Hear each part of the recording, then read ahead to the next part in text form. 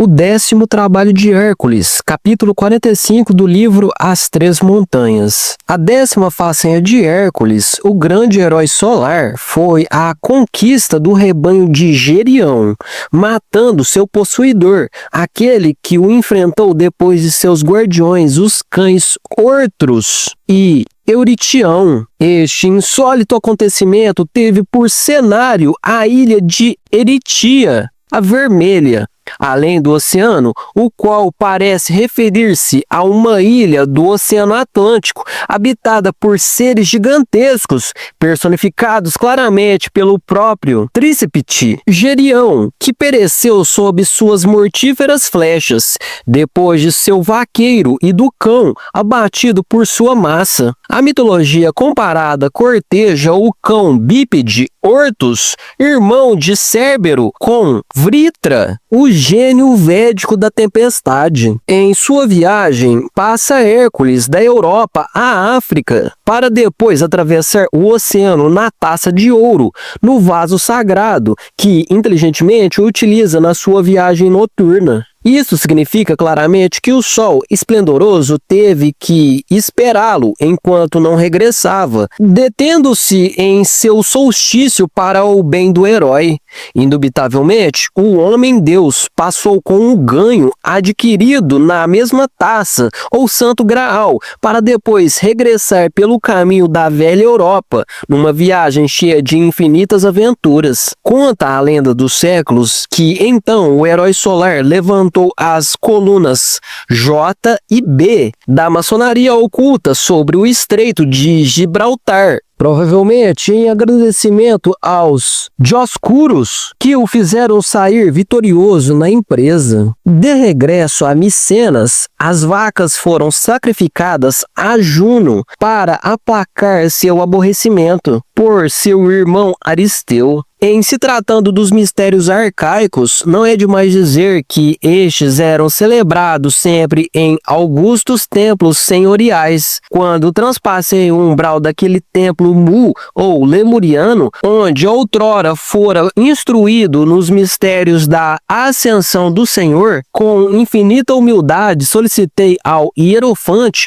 alguns serviços que me foram concedidos. É indubitável, e isto o sabe todo iniciado, que toda exaltação vem precedida sempre por uma espantosa e terrível humilhação. Claramente temos asseverado em tom enfático que a toda subida antecede uma baixada. A 10ª façanha de Hércules, o herói solar do esoterismo, realiza-se nos mundos infernos do planeta Plutão. Sentimentos dolorosos rasgaram minha alma quando me vi submetida à tortura do desprendimento. Aquelas damas de augustos tempos, a mim ligadas pela lei do karma, com o coração destroçado, aguardavam-me no averno. Todas essas beldades tentadoras, perigosamente belas, se sentiam com pleno direito sobre mim. Para meu bem ou para meu mal, aquelas fêmeas terrivelmente deliciosas haviam sido minhas esposas em reencarnações anteriores, como consequência natural da grande rebelião e da caída angélica. Os cães Ortus e Euritião, símbolos vivos da paixão animal, assediaram-me inclementes com ferocidade inaudita. Multiplicaram-se até o infinito as tentações. Entretanto, à base de telema, vontade e compreensão profunda, e com a ajuda da minha divina mãe Kundalini, venci o Senhor do tempo, o tríceps Gerião. É indubitável que assim me apoderei do rebanho e me fiz pastor autêntico, não de vacas, como veladamente se diz, senão de ovelhas. Para o bem da grande causa, convém que, na continuação, estudemos alguns versículos do capítulo 10 de João. Em verdade vos digo, aquele que não entra pela porta, o sexo, no curral das ovelhas, mas sobe por outra parte, pregando doutrinas diferentes que nada tem a ver com a magia sexual branca, o tal é ladrão e salteador. furta as ovelhas e as leva para o abismo. Nós saímos do Éden pela porta do sexo. Só por dita porta podemos voltar ao Éden. O Éden é o próprio sexo, mas aquele que entra pela porta, o sexo, pastor das ovelhas é. A este abre o porteiro e as ovelhas ouvem sua voz, e as suas ovelhas chama pelo nome, com o verbo íntimo, e as tira, leva-as pelo caminho do fio da navalha. E como retirou todas as próprias, vai diante delas, e as ovelhas o seguem, porque conhecem sua voz, seu verbo, mas ao estranho não seguirão, antes fugirão dele, porque não conhecem a voz dos estranhos. Os falsos pastores não possuem o verbo. Esta parábola lhes disse Jesus, cujo significado é Salvador, mas eles não entenderam o que era que lhes dizia. É evidente que atrás da letra que mata está o Espírito que vivifica. Voltou, pois, Jesus, o Salvador íntimo, a lhes dizer: em verdade vos digo, eu sou a porta das ovelhas. Não está o poder no cérebro, nem em nenhum outro lugar do corpo, senão no sexo. Com outras palavras, asseveramos o seguinte: o poder criador do Logos encontra-se exclusivamente no sexo. É fácil agora compreender porque ele é a porta das ovelhas. Buscar escapatórias equivale a fugir da porta do Éden. Todos os que antes de mim vieram, porque não foram iniciados nos mistérios sexuais, ladrões são e salteadores. Eu sou a porta. O que por mim entrar será salvo, não cairá no abismo da perdição, e entrará e sairá e achará pastos, rico alimento espiritual. Cristo, sem a serpente sexual, nada poderia fazer. É por este motivo que o segundo Logos, o Senhor de perfeição, o logoi íntimo de cada qual, desce de sua elevada esfera e se faz filho da divina Mãe Kundalini, a serpente ígnea de nossos mágicos poderes, por obra e graça do terceiro Logos. Os setianos adoravam a grande luz e diziam que o sol, em suas emanações, forma ninho em nós e constitui a serpente. É ostensível que aquela seita gnóstica tinha como objetivo sagrado um cálice, um ione, o santo graal, no qual tomavam o sêmen de Benjamim. Este último, em si mesmo, era uma mescla de vinho e água. Indubitavelmente, jamais faltava sobre o altar dos nazarenos gnósticos o símbolo sagrado da serpente sexual.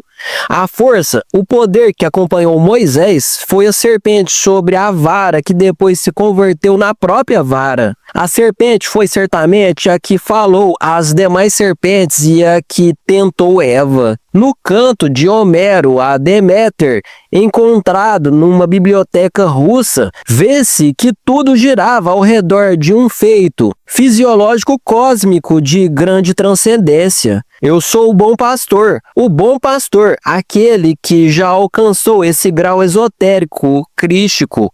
Sua vida dá pelas ovelhas. Mas o assalariado, um esoterista tântrico que ainda não conseguiu a cristificação e de quem não são próprias as ovelhas, vê o lobo que vem e deixa as ovelhas e foge, e o lobo as arrebata e dispersa as ovelhas. Também tenho outras ovelhas que não são deste redil, que estão metidos em outras escolas, as quais também me convém trazer, e ouvirão a minha voz, e haverá um rebanho e um pastor. Por isso me ama o Pai, porque eu ponho minha vida para voltar a tomá-la. O Cristo íntimo cristaliza em nós e nos redime quando somos dignos. Ninguém me tira, mas eu a ponho de mim mesmo, como que dizendo, cristalizando-a na minha humana pessoa quando quero. Tenho poder para pô-la e tenho poder para voltar a tomá-la. Esse mandamento recebi de meu Pai.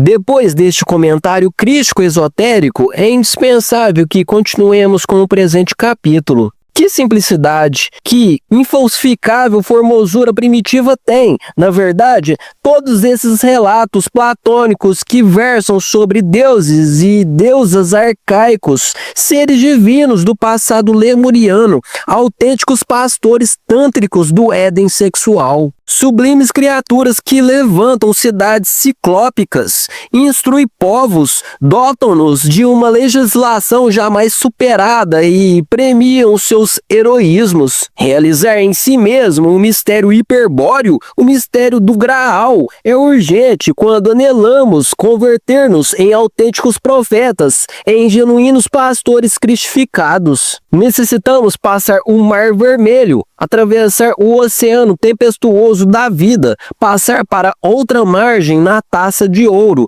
no vaso sagrado que Hélios, o sagrado sol absoluto, nos empresta. Concluídos os esotéricos trabalhos nos infernos do planeta Plutão, tive, então, que levantar colunas. Plus Ultra, Adão Kadmon, Homem Celeste. Tais são os místicos significados que foram atribuídos às duas colunas de Hércules. Aquele evento cósmico humano foi precedido pela desencarnação da minha esposa sacerdotisa Litelantes.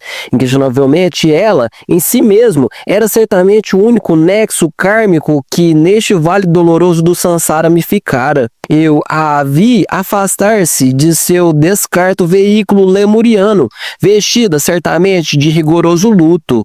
Adão-Eva é indubitavelmente o significado mais secreto das duas colunas de Hércules. Reconciliação com o divinal resulta urgente, inadiável, impostergável. Tu o sabes. Levantar colunas é reconciliação, regresso do casal original, volta ao Éden. Necessitamos retornar ao ponto de partida original, voltar ao primeiro amor. Isso é indiscutível, irrefutável, irrebatível. Nos arcaicos mistérios do continente Mu, ou Lemúria, eu tive que vivenciar o cru realismo disso em bodas paradisíacas, edênicas. Então recebi por esposa uma grande iniciada. Quero me referir de forma enfática à outra metade da laranja, a minha Eva particular primigênia. Assim levantei as duas colunas de Hércules. Em plena mesa do festim me encontrava, acompanhado, ditoso, pela nova esposa e muitos altos sacerdotes. Litelantes, então, atravessou o umbral da régia sala, veio desencarnada presenciar a festa. Assim, ó deuses, foi como restabeleci o segundo Logos, o Cristo cósmico, no santuário da minha alma.